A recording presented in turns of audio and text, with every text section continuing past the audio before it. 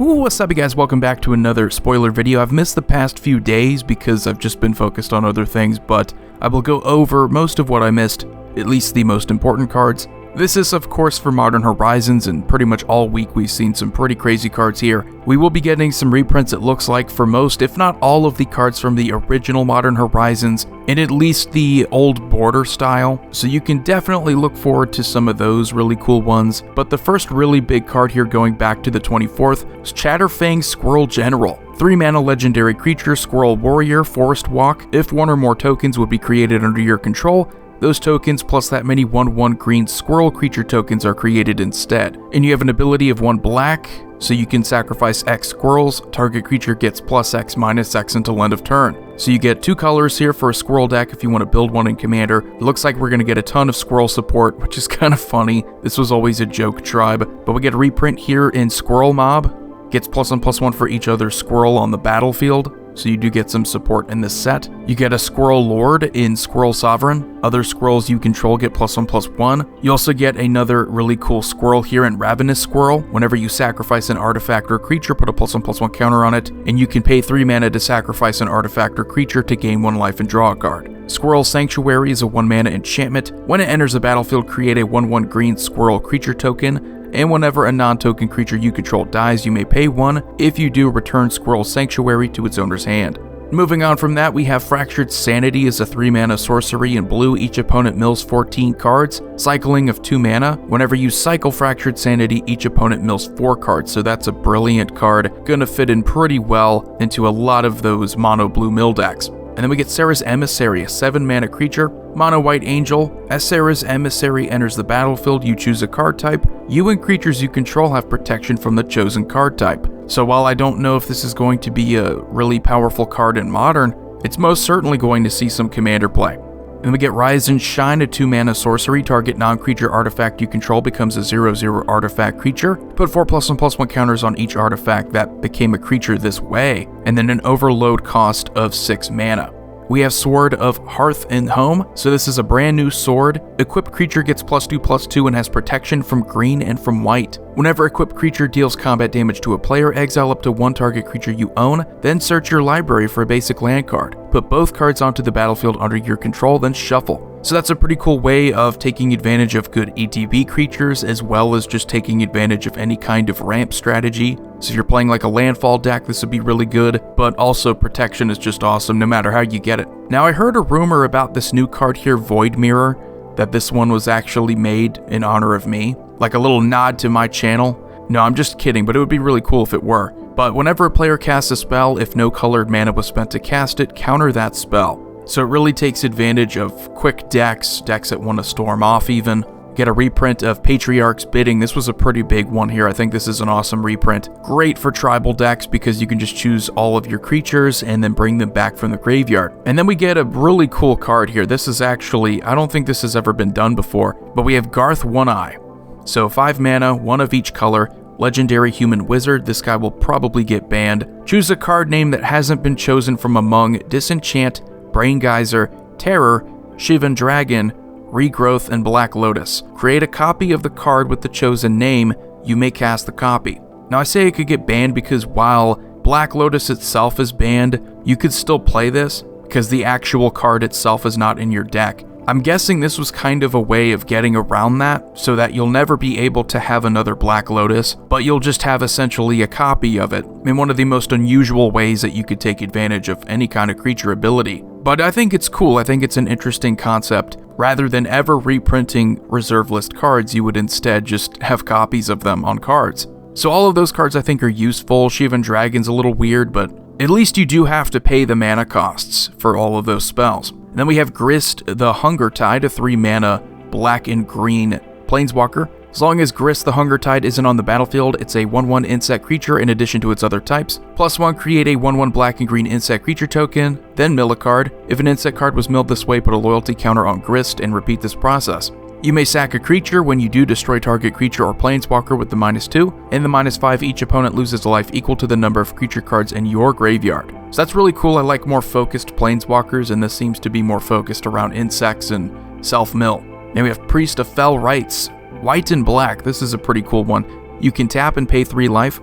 Sacrifice it, return target creature card from your graveyard to the battlefield, activate only as a sorcery.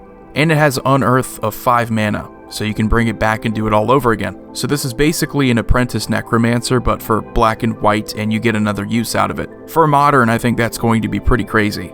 And then we have Ave, I don't know how to pronounce that, Progenitor Ooze. 5 mana mono green Ooze with Storm. Ave Progenitor Ooze isn't legendary if it's a token, so you can make token copies of it and they'll stay out there. Ave enters the battlefield with a +1/+1 counter on it for each other Ooze you control. So that is pretty ridiculous. Again, if you can make token copies of it, going to be a pretty fun commander option. And we have another really weird one, Zabaz the Glimmerwasp. First modular focused commander here. So you can play red and white with those 2 abilities. Modular 1, if a modular triggered ability would put 1 or more +1/+1 counters on a creature you control, that many +1/+1 counters are put on it instead. The red ability destroys target artifact you control, and the white ability gives Zabaz flying until end of turn. We have Chef's Kiss here, 3 mana instant. In red, gain control of target spell that targets only a single permanent or player, copy it, then reselect the targets at random for the spell and the copy. The new targets can't be you or a permanent you control. That is brilliant. Love that for Chaos. As far as Modern goes, I think that's also going to be pretty ridiculous. And then we have Subtlety, 4 mana Elemental Incarnation. With Flash and Flying, when Subtlety enters the battlefield, choose up to 1 target creature spell or planeswalker spell. Its owner puts it on top or the bottom of their library, and you can evoke it by exiling a blue card from your hand, so that's pretty competitive. Definitely something I would expect to see in Modern, especially if Vendilion Click is so good. This is kind of in the same vein as that card. And then we get Verdant Command, kind of like the Lorwyn commands. So 2 mana green, instant, choose 2, target player creates 2 tapped 1/1 green squirrel creature tokens, counter target loyalty ability of a planeswalker, exile target card from a graveyard, or target player gains 3 life. So those are all pretty decent. Again, you have to think about Modern here, you have to think about what's commonly seen in Modern, and this card is a lot better when viewing it that way. And we have a cool commander option here in Karth the Lion, 4 mana black and green, human warrior. When he enters the battlefield or a planeswalker you control dies, look at the top 7 cards of your library. You may reveal a planeswalker card from among them and put it into your hand. Put the rest on the bottom of your library in a random order. Planeswalkers' loyalty abilities you activate cost an additional +1 to activate. So I'm guessing that means you get another plus to their loyalty abilities. Not exactly certain about that wording, but that would be pretty cool. And then we get this really cool looking dragon here, Scion of Draco. 12 mana artifact creature with Domain. This spell costs 2 less to cast for each basic land type among lands you control. Each creature you control gains Vigilance if it's white, Hexproof if it's blue, Lifelink if it's black, First Strike if it's red, and Trample if it's green. So that is pretty powerful, especially if you get that cost reduction, especially if you're building your deck around just all kinds of keywords, but it's not a legendary creature, which is kind of a bummer. And then we get Sylvan Anthem, 2 mana enchantment, green creatures you control get +1/+1, and whenever a green creature enters the battlefield under your control, you scry 1. Green already has a ton of anthems, so this might fit into one of those decks. And then we get Turok, Dread Chanter. I guess this is the guy with all the hymns. Hymn to Turok. So 2 mana black legendary creature, human cleric, with a kicker cost of double black. Protection from white. Whenever an opponent discards a card, put a +1/+1 counter on Turok. And then when Turok enters the battlefield, if the kicker cost was paid, target opponent discards 2 cards at random. That's really good, especially for Modern. If you build your deck around discard, which there's already a ton of good discard in Modern, you can really punish your opponents. As far as Commander goes, I don't exactly know how powerful that's going to be. I think Tiny Bones does more for Commander. And then we get Suspend here, 1 blue instant. Exile target creature and put 2 time counters on it. If it doesn't have Suspend, it gains Suspend. That's going to be decent, I think, for competitive EDH. You can just exile a target creature, but then again, if it only deals with creatures, I don't know how competitive it could be, but that's just the first thing that comes to mind when I see a blue instant. And then we have Out of Time here, 3 mana white enchantment. When Out of Time enters the battlefield, untap all creatures, then phase them out until Out of Time leaves the battlefield. Put a time counter on Out of Time for each creature phased out this way, and it has Vanishing. Then we get dual artifact lands that are indestructible. So we get pretty much all 10 possible lands. That's pretty sweet. Definitely something I wasn't thinking about for this set, but you have artifact lands. And don't blame me if I mispronounce this name. We have Asmarano Cadiatonocular Kuldakar? I don't know. But it's a 0 mana cost. Legendary Human Warrior. It is black and red though. As long as you've discarded a card this turn, you may pay 1 hybrid black or red to cast the spell. When it enters the battlefield, you may search your library for a card named the Underworld Cookbook, reveal it, put it into your hand, then shuffle. Sacrifice 2 foods, target creature deals 6 damage to itself. That's really cool. I love these cards that search for other cards. That's like going back to Core Set 2014 with the Bubbling Cauldron and those cool cards. The Underworld Cookbook is 1 mana. Discard a card, create a food token, sacrifice the Underworld Cookbook for 4 mana, return target creature card from your graveyard to your hand. So that's pretty cool. Then we get Glimpse of Tomorrow, a red sorcery with Suspend 3 for only 2 red mana. Shuffle all permanents you own into your library, then reveal that many cards from the top of your library. Put all non-aura permanent cards revealed this way onto the battlefield, then do the same for aura cards, then put the rest on the bottom of your library in a random order.